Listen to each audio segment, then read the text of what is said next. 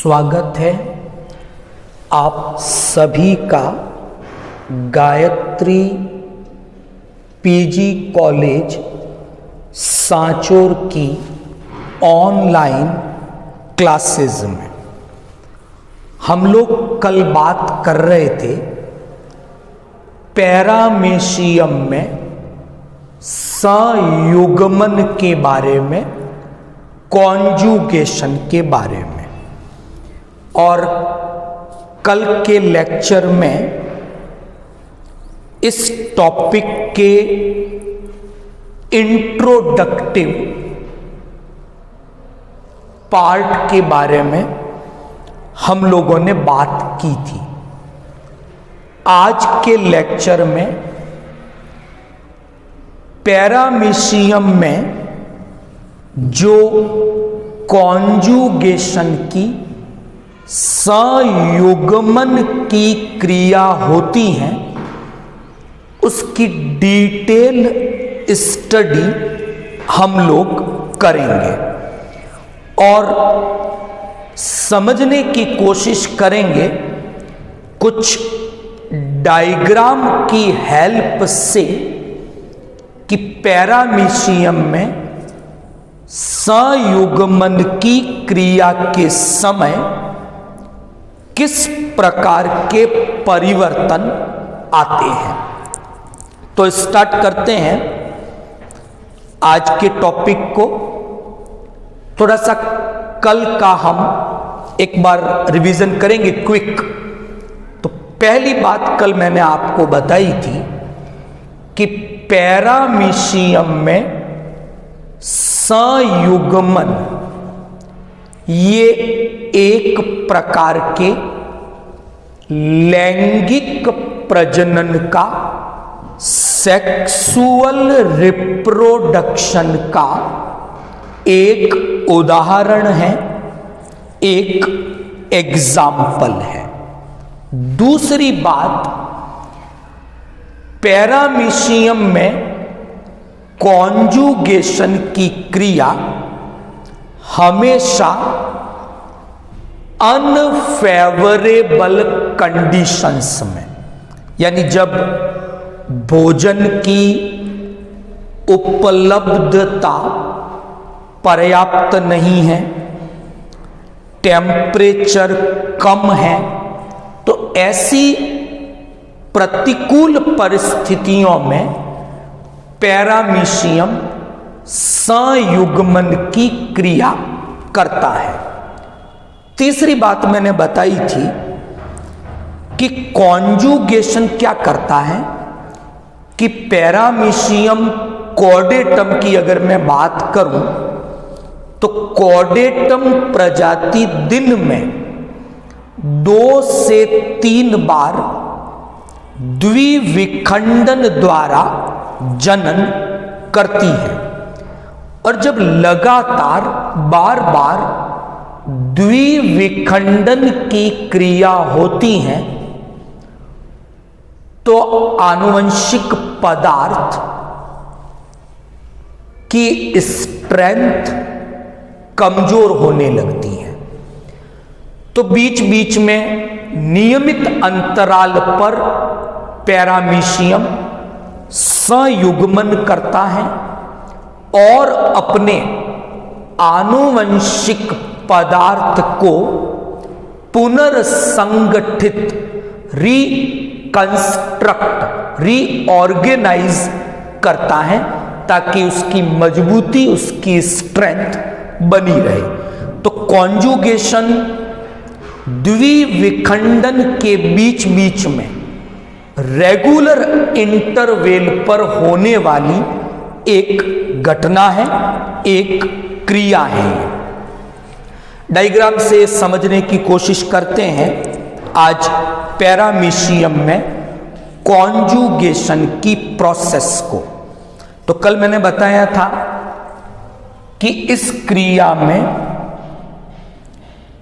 जो पैरामेशियम, जो सदस्य सम्मिलित होते हैं उन्हें हम प्री कॉन्जुगेंट्स कहते हैं। तो ये एक प्री कॉन्जुगेंट हो गया, ये आपका दूसरा प्री कॉन्जुगेंट हो गया।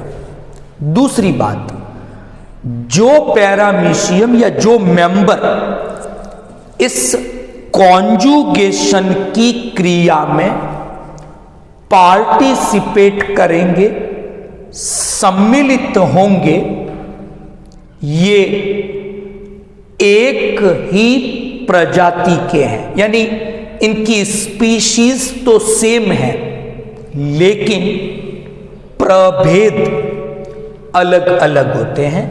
ये एक अलग प्रभेद का पैरामीशियम है, ये एक अलग प्रभेद का पैरामीशियम है।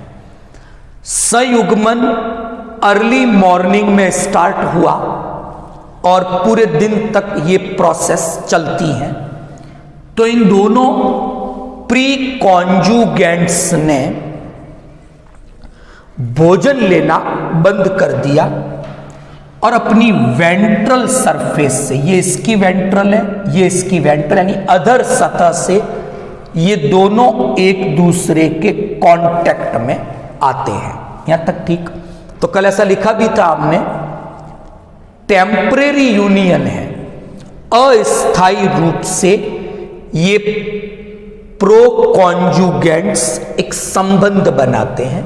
इस तरह से दोनों की जो पेलिकल है, एंडोप्लाज्म है, वो एक टेम्परेरी यूनियन बनाता है जिसे हम प्रोटोप्लाज्मिक ब्रिज के नाम से जानते हैं। तो वेंट्रल सरफेस से कांटेक्ट में आए, ओरल ग्रूव डिसअपीयर हो गई, प्रोटोप्लाज्मिक ब्रिज बन गया। यहां तक ठीक? अब परिवर्तन होंगे इनके न्यूक्लियस के अंदर। तो पैरामीशियम सीलिएट जंतु है और मैंने कहा था कि जो सीलिएट प्रोटोजोअन है उनमें विषम केंद्रकीय स्थिति होती है। दो अलग अलग प्रकार के केंद्रक यहां पर मैंने रिप्रेजेंट किए हैं। ये मेगा न्यूक्लियस, हिंदी में आप इसे गुरु केंद्रक कहोगे। कॉन्जुगेशन के समय क्या होगा कि जैसे ही दोनों प्रो कॉन्जुगेंट्स जुड़ गए, अब इन्हें कॉन्जुगेंट्स कहेंगे। तो इनके मेगा न्यूक्लियस कुछ टुकड़ों में टूटे और धीरे धीरे डिसअपीयर हो गए, यानी पूरे कॉन्जुगेशन में गुरु केंद्र का, मेगा न्यूक्लियस का कोई रोल, कोई पार्टिसिपेशन नहीं होगा। अब आगे एक एक माइक्रो न्यूक्लियस, लघु केंद्रक भी दिख रहे हैं। आप लोग भी जब ड्रॉ करें डायग्राम, अगर आपके पास दो अलग अलग कलर के बॉल पेन हैं तो एक को आप ब्लैक, एक को आप ब्लू, यानी एक प्रो कॉन्जुगेंट का माइक्रो न्यूक्लियस ब्लैक कलर से ड्रॉ करें तो दूसरे प्रो कॉन्जुगेंट के माइक्रो न्यूक्लियस को ब्लू कलर के बॉल पेन से ड्रॉ करें। यहां तक ठीक? अब क्या होगा, इस माइक्रो न्यूक्लियस ने अपनी साइज इंक्रीज की और मियोसिस डिवीजन किया।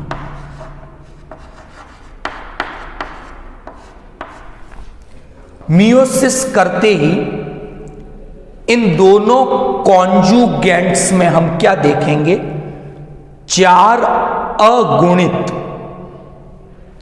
लघु केंद्रक निर्मित हो गए।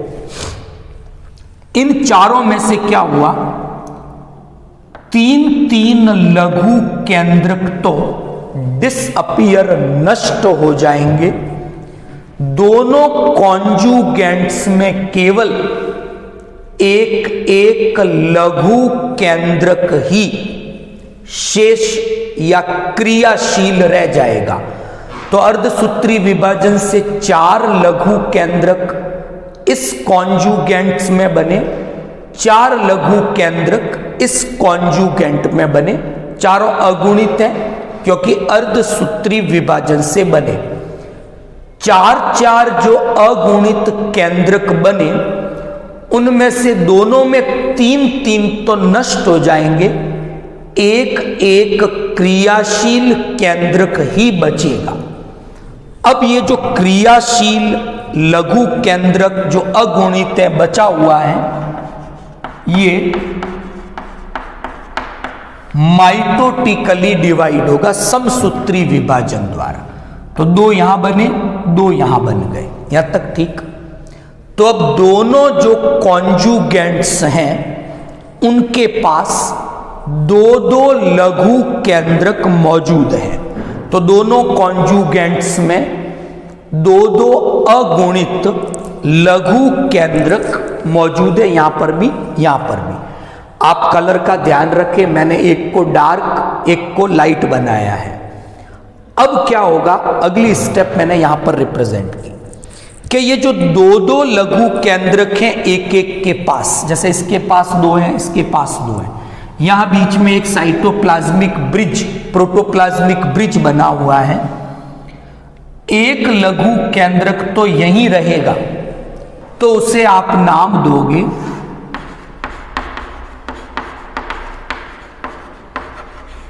स्टेशनरी। दूसरा लघु केंद्रक इस कॉन्जुगेंट्स में चला जाएगा, इसे नाम देंगे माइग्रेटरी। ठीक ऐसा का ऐसा यहां पर भी है, एक यहीं पर रहेगा स्टेशनरी, एक इस वाले कॉन्जुगेंट में चला जाएगा माइग्रेटरी। तो दोनों कॉन्जुगेंट्स में जो 2 लघु केंद्रक हैं उनमें से एक स्टेशनरी है, वो उसी में रहेगा। दूसरा माइग्रेटरी है, वो दूसरे वाले कॉन्जुगेंट की ओर चला जाएगा इस ब्रिज के द्वारा। आदान प्रदान हो गया, यहां पर दिख रहा है आपको। आदान प्रदान के बाद हम क्या देखते हैं, ये दोनों जो कॉन्जुगेंट्स जुड़े हुए थे अलग हो गए। अब इनको हम एक्स कॉन्जुगेंट्स कहेंगे। तो यहां पर ये दोनों प्री कॉन्जुगेंट्स थे, यहां यहां यहां और यहां कॉन्जुगेंट्स थे, अब इन्हें एक्स कॉन्जुगेंट्स कहेंगे।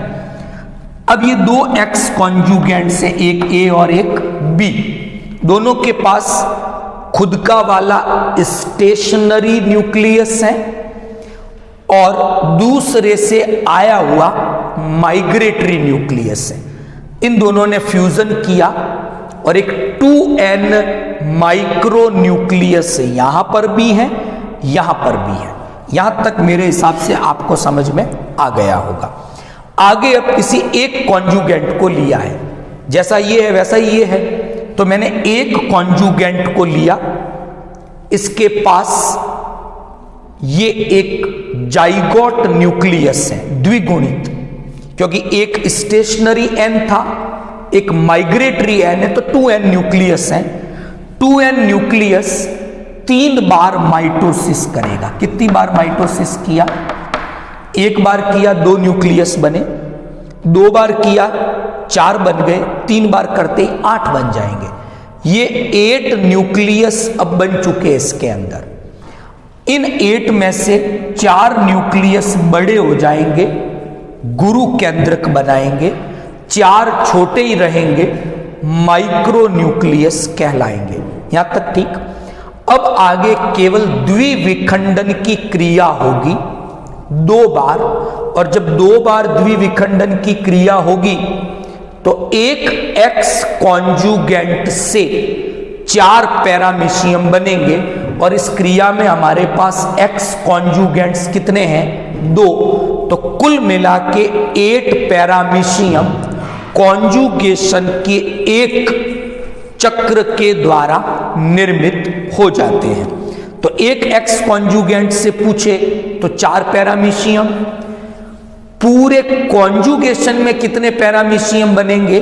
तो 8 पैरामीशियम यहां पर निर्मित होते हैं। तो इस डायग्राम से इजीली एक्सप्लेन हो गया होगा कि कॉन्जुगेशन संयुग्मन के समय केंद्रकीय परिवर्तन किस प्रकार के होते हैं। आपको इजीली ये बात समझ में आ गई होगी। अब बात है कि आखिर पैरामीशियम में संयुग्मन की क्रिया होती क्यों है। तो हम बात करेंगे सिग्निफिकेंस की कि संयुग्मन के क्या महत्व है पैरामीशियम में। तो 2 महत्वों पे हम लोग बात करेंगे। नंबर 1, ये क्रिया पैरामीशियम के आनुवंशिक पदार्थ का पुनर्संगठन करती है। दिख रहा होगा आपको कि यहां अर्धसूत्री विभाजन भी हुआ, फिर 2 अलग अलग प्रभेद के जो ये केंद्रक हैं इनका संलयन भी हुआ। तो पैरामीशियम में संयुग्मन के द्वारा आनुवंशिक पदार्थ को पुनर्संगठित किया जाता है।